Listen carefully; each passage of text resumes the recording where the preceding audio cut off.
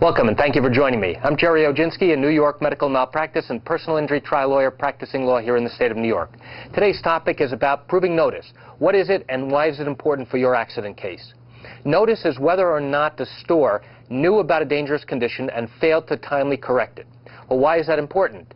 Well, let's say you're in the grocery store and you slip and fall on a bunch of grapes. Is the store responsible for your injuries? In order to determine whether or not they're responsible, we have to look and see how long that condition existed and whether or not they had an opportunity to timely clean that up. And if they failed to timely clean it up after knowing about it, then there's a good chance that they're going to be held responsible. The problem arises in being able to prove that the store knew that this condition existed and it was a dangerous condition and that they failed to act on it. What typically happens? You're typically in the produce section and somebody in front of you is grabbing a bunch of grapes, they're grabbing some other produce, accidentally something falls to the floor. You don't see it because you come along a few moments later, next thing you know, you're on the floor, you've now fractured your leg and have to go to the hospital. Well, is the store responsible? The question that an attorney like myself has to answer is, did the store have sufficient time to know about the produce and about the grapes and whatever fruit was on the floor that you fell on?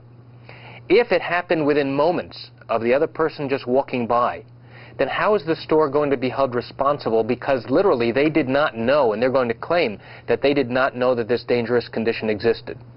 Typically, grocery stores have certain policies knowing that the aisles and the produce section has to be checked on a regular and frequent basis because they know that people will drop things as they go to reach for other items. So they're on a heightened responsibility to look for things that drop on the floor and to clean them up. What happens in an instance where you're walking down an aisle and you see that there's a jar of tomato sauce that is broken and the tomato sauce is splattered across the whole aisle? And you go and report that fact to the manager. The manager now knows about it. And over the next 5 to 10 minutes, other people who see the same problem also go to report that problem to the manager. And nobody comes to clean up that mess in the next 10, 15 minutes. And what do you expect is going to happen?